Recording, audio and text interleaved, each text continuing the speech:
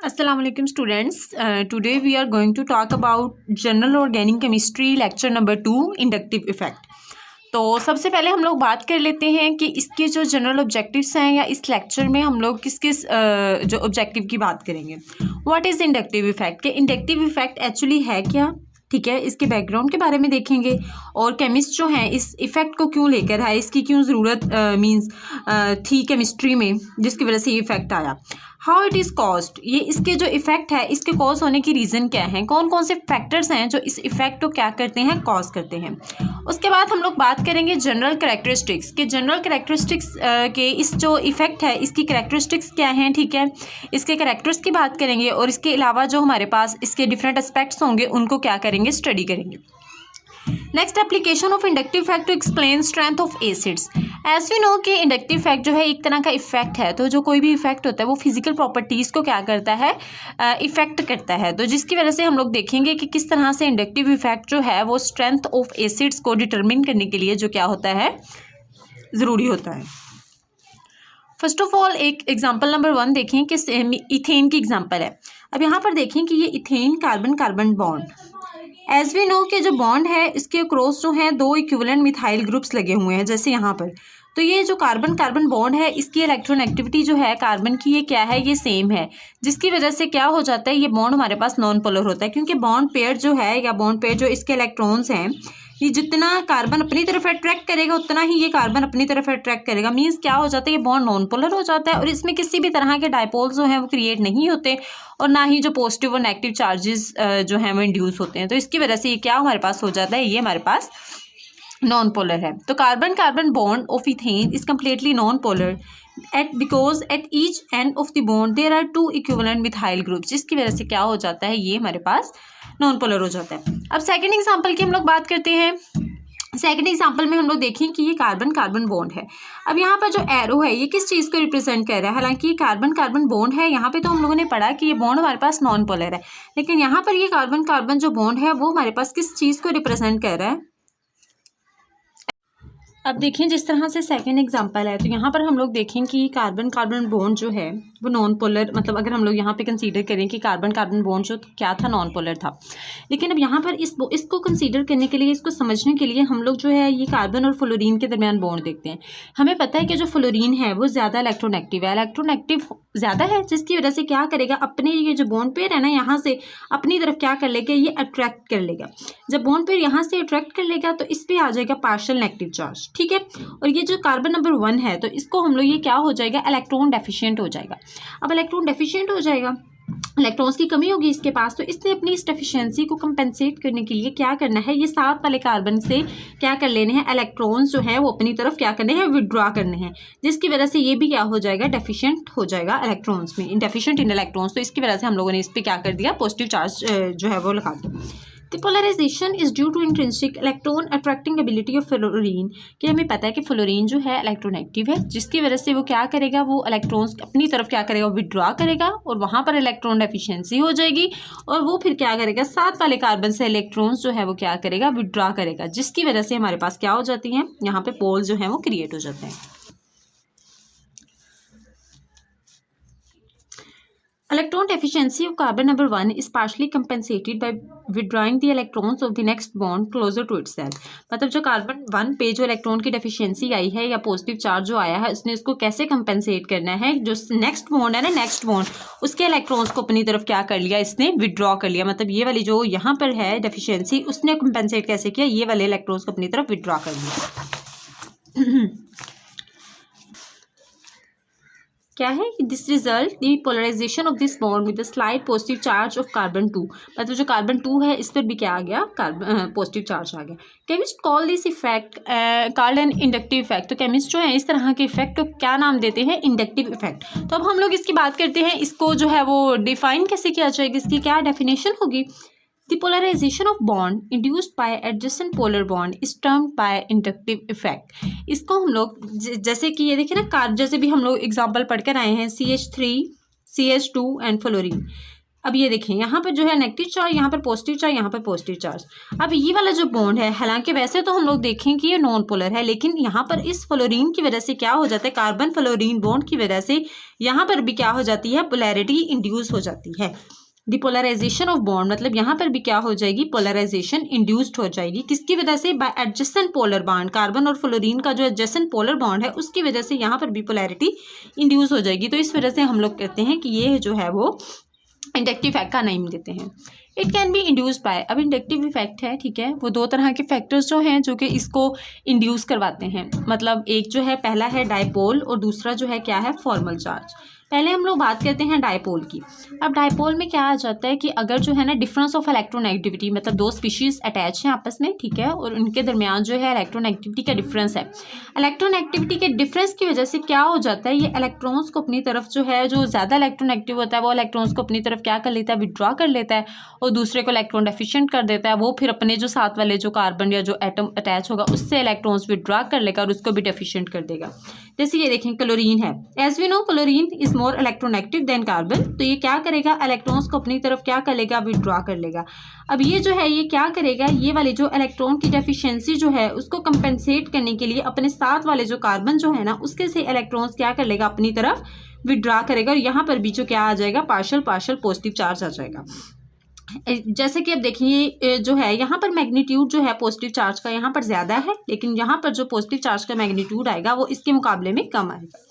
उसके बाद ये वाला जो हम लोग बात करते हैं, अब यहाँ पर हम लोग देखें कि ये जो CH3 है, एज यू नो CH3 जो मिथाइल ग्रुप इलेक्ट्रॉन डोनेटिंग है, ये कार्बन है। अब यहाँ पर हम लोग कैसे कहेंगे कि जो डिफरेंस ऑफ इलेक्ट्रॉन एक्टिविटी आएगा वो आएगा बाय एस कैरेक्टर, ठीक है। एस कैरेक्टर, जितना एस कैरेक्टर जो है वो ज़्यादा होता है उतनी ही इलेक्ट्रॉन एक्टिविटी ज़्यादा हो जाती है। और यहाँ पर जो CH3 है, यहाँ पे इसकी हाइब्रिडाइजेशन जो है वो sp3 है, और ये जो कार्बन है इसकी हाइब्रिडाइजेशन जो है वो sp2 है। तो अब एस कैरेक्टर किस में ज़्यादा है, एस कैरेक्टर जो है इसमें कितना होगा, 33%, और इसमें जो है वो क्या होगा, 25% एस कैरेक्टर, ठीक है। तो 33% एस कैरेक्टर जो होगा तो इसकी इलेक्ट्रॉन एक्टिविटी ज़्यादा होगी, और ये क्या करेगा, अब इलेक्ट्रॉन्स को ये क्या करेगा, मतलब इलेक्ट्रॉन ये डोनेट करेगा और ये इसकी तरफ क्या हो जाएंगे, अट्रैक्ट, मतलब रिपेल, ये इलेक्ट्रॉन्स को क्या करेगा, डोनेट करेगा। अब यहाँ पर इलेक्ट्रॉन्स जो है वो ज़्यादा हो जाएंगे, जिसकी वजह से अपने जो अवे फ्रॉम दी जो बॉन्ड है वहाँ से इलेक्ट्रॉन को क्या कर देगा, ये रिपेल कर देगा। तो ये पार्शियल पॉजिटिव चार्ज इस पर आ जाएगा, और यहाँ पर पार्शियल नेगेटिव चार्ज, और यहाँ पर पार्शियल नेगेटिव, क्योंकि यहाँ पर जो इलेक्ट्रॉन्स हैं या नेगेटिव चार्ज है उसका मैग्नीट्यूड ज़्यादा होगा, यहाँ पर जो नेगेटिव चार्ज है उसका मैग्नीट्यूड क्या होगा, कम होगा। सेकेंड हम लोग बात करते हैं बाय फॉर्मल चार्ज के। इंडक्टिव इफेक्ट फॉर्मल चार्ज जो है वो किस तरह से प्रोड्यूस करता है। ज़रूरी नहीं है कि जो साथ जो ग्रुप लगा हुआ है वो इलेक्ट्रोनेगेटिव ज़्यादा है, या इस वजह से ये जो है अगर कोई भी एटम या जो सोर्स है जिसने पोलराइजेशन इंड्यूस करवानी है उस पर अगर कोई नेट चार्ज है तो वो भी क्या कर सकता है, पोलराइजेशन को इंड्यूस करवा सकता है। जैसे कि यहाँ पर NR3 पॉजिटिव है, नाइट्रोजन जैसे कि हम लोगों को पता है कि अगर 4 बॉन्ड्स बनाता है तो वो क्या हो जाता है, वो अपने लोन पेयर को यूटिलाइज कर लेता है इन बॉन्ड फॉर्मेशन, तो जिसकी वजह से क्या हो जाता है, वो डेफिशिएंट हो जाता है इलेक्ट्रॉन्स में। अब ये क्या करेगा, इलेक्ट्रॉन्स को अपनी तरफ विड्रॉ करेगा, ठीक है, CH2 से, मतलब ये कार्बन नंबर 1 और ये कार्बन नंबर 2, तो ये क्या हो जाएगी, ये डेफिशिएंट है इलेक्ट्रॉन्स, और ये जो कि अपनी डेफिशिएंसी को कंपेंसेट करने के लिए क्या करेगा, साथ वाले कार्बन से इलेक्ट्रॉन्स को अपनी तरफ क्या करेगा, अट्रैक्ट करेगा, तो जिसकी वजह से ये भी क्या हो जाएगी, डेफिशिएंट हो जाएगी इलेक्ट्रॉन्स में। अब हम लोग बात करते हैं एथोक्साइड की। एथोक्साइड में ये देखें ऑक्सीजन पर जो है वो क्या है, ये नेगेटिव चार्ज है। अब ऑक्सीजन पर जो नेगेटिव चार्ज है वो क्या करता है, ये बॉन्ड पेयर को क्या करेगा, रिपेल करेगा अवे फ्रॉम, मतलब इटसेल्फ, अपने आप से क्या करेगा, रिपेल करेगा अवे टुवर्ड्स कार्बन नंबर 1। अब यहाँ पर जो मैग्नीट्यूड आएगा वो नेगेटिव चार्ज, यहाँ पे इसका मैग्नीट्यूड क्या हो जाएगा, ज़्यादा हो जाएगा, और इसकी वजह से क्या करेगा, ये फर्दर ये वाले जो बॉन्ड है उसको क्या करेगा, अपने से रिपेल करेगा। तो इसकी वजह से हमारे पास नेगेटिव चार्जेस या पोल्स जो हैं वो क्रिएट हो जाएंगे, पोलराइजेशन इंड्यूस्ड हो जाएगी बाय अ फॉर्मल चार्ज। तो अब हम लोग बात कर लेते हैं इसकी जनरल करैक्टरिस्टिक्स की, इंडक्टिव इफेक्ट की, कि ये जो है वो ऑपरेट किस तरह से होता है, ये तो हम लोगों ने देख लिया। अब इसके जनरल करैक्टर्स देख लेते हैं कि किस तरह से जो है वो इफेक्ट होते हैं। It is a permanent effect, कि जो इंडक्टिव इफेक्ट है अगर हम लोग बात करें तो ये परमानेंट इफेक्ट है। मतलब ये कि अगर एक पोलर बॉन्ड साथ अटैच है, मतलब अगर एक पोलर बॉन्ड है वो एडजेसेंट बॉन्ड में पोलैरिटी इंड्यूस करवा रहा है, तो वो ऐसा नहीं है कि पोलैरिटी इंड्यूस करवा रहा है फिर कुछ देर बाद ख़त्म हो जाएगी, फिर इंड्यूस करवा रहा है फिर कुछ देर बाद ख़त्म हो जाएगी, ऐसा नहीं होगा। इट्स अ परमानेंट इफेक्ट, मतलब एक बार जो है वो पोलर बॉन्ड एडजेसेंट बॉन्ड में पोलैरिटी इंड्यूस करवा दी देन क्या होगा, वो हमारे पास जो है वो परमानेंट इफेक्ट होगा, वो डिलीट नहीं होगी, तो कैंसिल नहीं होगी। It operates through sigma bond. अभी हम लोगों ने देखा है कि जिस तरह से ये जो है वो सिग्मा बॉन्ड के थ्रू क्या कर रही है, ये जो है इफेक्ट जो है वो क्या कर रहा है, ऑपरेट कर रहा है। अब ये बड़ा इंपॉर्टेंट पॉइंट है, it decrease rapidly as the distance from the source increase. देखें जैसे कि अगर जो कोई भी सोर्स है ना, जैसे कि नेगेटिव आई इफेक्ट जो है वो क्या करवा रहा है, इंड्यूस करवा रहा है। जैसे कि क्लोरीन है, अब ये सोर्स है जो कि जिसका नेगेटिव आई इफेक्ट है, ठीक है। अब यहाँ से कार्बन नंबर 1 से इलेक्ट्रॉन्स क्या करेगा, ये विड्रॉ करेगा, ठीक है, इसको क्या कर देगा, डेफिशिएंट कर देगा। ये अपनी डेफिशिएंसी को कंपनसेट करने के लिए हमसाया कार्बन की तरफ देखेगा, साथ वाली कार्बन 2, फिर ये से इलेक्ट्रॉन्स अपनी तरफ ले लेगा, तो इस पर क्या आ जाएगा, ये भी डेफिशिएंट इन इलेक्ट्रॉन्स हो जाएगा। तो अब ये अपनी डेफिशिएंसी को कंपनसेट करने के लिए क्या करेगा, ये जो है ये साथ वाली कार्बन की तरफ देखेगा और ये इससे इलेक्ट्रॉन विड्रॉ कर लेगा और इसको भी डेफिशिएंट कर देगा। अब ऐसा होता है कि जिस तरह से डिस्टेंस हमारे पास इंक्रीज होता जाएगा, ठीक है, जिस तरह से डिस्टेंस जो है वो इंक्रीज होता जाएगा, तो इंडक्टिव इफेक्ट जो है उसका मैग्नीट्यूड या इसके जो ये इलेक्ट्रॉन्स इंटरेक्ट करने की एबिलिटी जो है वो क्या होती जाएगी, वो साथ साथ में रिड्यूस होती जाएगी। तो इस तरह से जो है ये इंडक्टिव इफेक्ट जो है वो डिस्टेंस इंक्रीज होने के साथ क्या हो जाता है, ये डिक्रीज होता है। अब इसकी जो नेक्स्ट कैरेक्टरिस्टिक्स है इसमें है कि इसको इंडक्टिव इफेक्ट को आई से रिप्रेजेंट किया जाता है, ठीक है। अब दो ग्रुप्स हैं, अगर हम लोग बात करें कि जो फंक्शनल ग्रुप्स हैं ना, जो कि रिस्पॉन्सिबल होते हैं for producing the inductive effect, they are classified as, मतलब एक होता है नेगेटिव आई इफेक्ट। अभी हम लोगों ने देखा कि जो इंडक्टिव इफेक्ट है, जैसे कि यहाँ पर क्लोरीन अटैच है, यहाँ पर देखिए, तो ऐसा नहीं है कि जो साथ लगा एटम है या स्पीशी है वो हमेशा इलेक्ट्रॉन को विड्रॉ ही करे, वो इलेक्ट्रॉन को डोनेट भी कर सकते हैं। जैसे यहाँ पर मिथाइल ग्रुप है और यहाँ पर देखें NR3 है, वो इलेक्ट्रॉन को अपनी तरफ अट्रैक्ट कर रहा है और ये जो है नेगेटिव चार्ज अपने से दूर रिमूव कर, मतलब रिपेल कर रहा है। तो ऐसा नहीं है कि जो साथ में जो ग्रुप लगा है या स्पीशी है या एटम है वो अपनी तरफ ही अट्रैक्ट करे, वो जो है वो क्या कर सकती है, वो डोनेट भी कर सकती है। तो इस वजह से इसको क्या किया जाता है, इसको दो ग्रुप्स में क्लासीफाई किया जाता है, नेगेटिव आई इफेक्ट और positive I effect, electron withdrawing and electron donating. तो अब देखें कि यहाँ पर हम लोग इनको देख लेते हैं कि एग्जांपल के साथ कि इंडक्टिवली जो इलेक्ट्रॉन विड्रॉइंग ग्रुप्स, इनको नेगेटिव आई ग्रुप्स कहते हैं, जो कि क्या करते हैं, इलेक्ट्रॉन्स को अपनी तरफ विड्रॉ करते हैं। अब जैसे यहाँ पे क्लोरीन है, क्लोरीन जो है अभी हम लोग पीछे एग्जांपल पढ़ कर आए हैं, इलेक्ट्रोनेगेटिव है, जिसकी वजह से कार्बन से क्या करेगा, इलेक्ट्रॉन को विड्रॉ कर लेगी और ये क्या कर देगी, इसको डेफिशिएंट इन इलेक्ट्रॉन्स कर देगी। ये अपनी डेफिशिएंसी को कंपनसेट करने के लिए हमसाया कार्बन की तरफ देखेगा और उसको भी क्या कर देगा, डेफिशिएंट कर देगा। नो डाउट इसका मैग्नीट्यूड यहाँ पर पॉजिटिव चार्ज का ज़्यादा है और यहाँ पर जो मैग्नीट्यूड आएगा पॉजिटिव चार्ज का वो कम होगा। तो ये तो था कि जो पोलराइजेशन है वो किसने प्रोड्यूस की, डायपोल। अब यहाँ पर बायफॉर्मल चार्ज, अभी हम लोग इसकी एग्जांपल पढ़कर आए हैं कि NR3 पॉजिटिव है तो ये इलेक्ट्रॉन अपनी तरफ जो है वो अट्रैक्ट कर लेगा, यहाँ पे डेफिशिएंसी आ जाएगी, फिर ये अपनी डेफिशिएंसी को कंपनसेट करने के लिए हमसाया कार्बन की तरफ देखेगा और ये जो है वो इस तरह से ये जो बॉन्ड है एडजेसेंट बॉन्ड, उसमें क्या हो जाती है, पोलराइजेशन आ जाती है बाय एडजेसेंट पोलर बॉन्ड, ठीक है। तो इसको हम लोग देते हैं इंडक्टिव इफेक्ट का नेम। अब जो है इलेक्ट्रॉन डोनेटिंग की बात करते हैं, प्लस आई ग्रुप्स। अब देखें जैसे कि यहाँ पर एथोक्साइड है, ये नेगेटिव चार्ज है ऑक्सीजन पर, ठीक है। तो ये क्या करता है, इलेक्ट्रॉन को अपनी तरफ जो है वो ये रिपेल करता है, इलेक्ट्रॉन्स को अवे फ्रॉम इटसेल्फ, अपने आप से ये रिपेल करता है। तो यहाँ पर नेगेटिव चार्ज आ जाएगा, अब ये अपने आप से रिपेल करेगा तो यहाँ पर नेगेटिव चार्ज का मैग्नीट्यूड हो जाएगा। नो डाउट यहाँ पे इलेक्ट्रॉन जो है नेगेटिव चार्ज का मैग्नीट्यूड ज़्यादा है और यहाँ पर नेगेटिव चार्ज का मैग्नीट्यूड कम होगा। अब यहाँ पे देखें CH3 है, ये तो था ना कि मतलब विया फॉर्मल चार्ज, मतलब फॉर्मल चार्ज की मदद से जो है वो पोलैरिटी इंड्यूस होगी।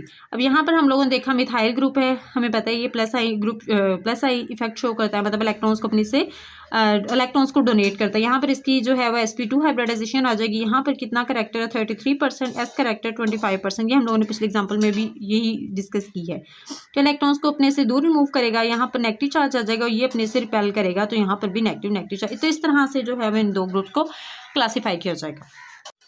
तो देखिए हम लोगों ने इसमें कुछ ग्रुप्स को देख लेते हैं, नेगेटिव आई इफेक्ट शो करते हैं, मतलब जो electron withdrawing inductive effect show करते हैं, और कुछ जो है ग्रुप्स हैं electron donating inductive effect show करते हैं। तो जो नेगेटिव आई ग्रुप हैं वो कौन कौन से हैं, इसमें हेलोजेंस आ जाएंगे, फ्लोरीन, क्लोरीन, ब्रोमीन, आयोडीन। इसके अलावा जो है वो एराइल ईथर आ जाएंगे, ईस्टर आ जाएंगे। इसके अलावा हमारे पास जो है वो एसाइल ग्रुप आ जाएंगे, अल्कोहलिक ग्रुप आ जाएंगे, फ्लोरीन, क्लोरीन, और ये हेलोजेंस हैं, सियानो ग्रुप है, नाइट्रो ग्रुप है, एराइल, फेनाइल और ये सारे वाले ये जो ग्रुप्स हैं वो क्या करते हैं, नेगेटिव वाई इफेक्ट शो करते हैं। जैसे कि इसको अगर हम लोग ऑर्डर वाइज देखेंगे तो डिक्रीजिंग इंडक्टिव इफेक्ट में नेगेटिव वाई इफेक्ट में, तो इसमें नाइट्रो ग्रुप का जो है वो सबसे ज़्यादा इंडक्टिव इफेक्ट शो करता है, फ्लोरीन ज़्यादा इंडक्टिव इफेक्ट शो करता है, negative inductive effect as compare to that of chlorine, chlorine ज़्यादा शो करता है as compare to that of bromine. तो इस तरह से इनका क्या आ जाएगा, ऑर्डर आ जाएगा। इसके अलावा हमारे पास कौन कौन से जो ग्रुप्स हैं, हमारे पास प्लस आई इंडक्टिव इफेक्ट जो है वो शो करते हैं, वो कौन कौन से हैं, हमारे पास ऑक्साइड आ जाएंगे, ठीक है, कार्बोक्सिलेट आ जाएंगे, इसके अलावा अल्काइल ग्रुप्स आ जाएंगे, ट्राई अल्काइल, डाई अल्काइल, और इसके अलावा हमारे पास जो होते हैं वो मोनो अल्काइल आ जाएंगे, और ये मिथाइल ग्रुप्स हैं, ये क्या करते हैं, प्लस आई इफेक्ट शो करते हैं। अब इनको ऑर्डर में देख लेते हैं, ऑर्डर वाइज। तो सबसे पहले ये जो है वो टर्शरी कार्बन है, यहाँ पे टर्शरी ब्यूटाइल, यहाँ पे एक जो कार्बन है ये टर्शरी है, और यहाँ पे ये सेकेंडरी है आइसोप्रोपाइल, यहाँ पर इथाइल और मिथाइल। तो इस तरह से ऑर्डर वाइज जो है वो प्लस आई इफेक्ट जो है वो क्या करते हैं, वो शो करते हैं। सबसे ज़्यादा ये इसका होगा, देन फिर ये और ये लास्ट में मिथाइल। तो इस तरह से हम लोग जो है वो इंडक्टिव इफेक्ट जो है वो किस तरह से, इसकी हम लोगों ने बात कर ली, इसका बैकग्राउंड और कौन कौन से फैक्टर्स हैं जो कि इसके इंड्यूस करवाते हैं, इसकी कैरेक्टरिस्टिक्स की बात कर ली, और कौन से जो फंक्शनल ग्रुप्स हैं वो जो है वो नेगेटिव आई इफेक्ट शो करते हैं, और कौन से जो हैं वो प्लस आई इफेक्ट शो करते हैं। तो नेक्स्ट वीडियो लेक्चर में हम लोग बात करेंगे एप्लीकेशंस ऑफ इंडक्टिव इफेक्ट, जो कि यूज़ होता है to explain the strengths of acid, ठीक है। इसमें आप लोगों को कोई भी क्वेश्चन हो तो आप लोग कमेंट सेक्शन में पूछ सकते हैं। थैंक यू, अल्लाह हाफिज़।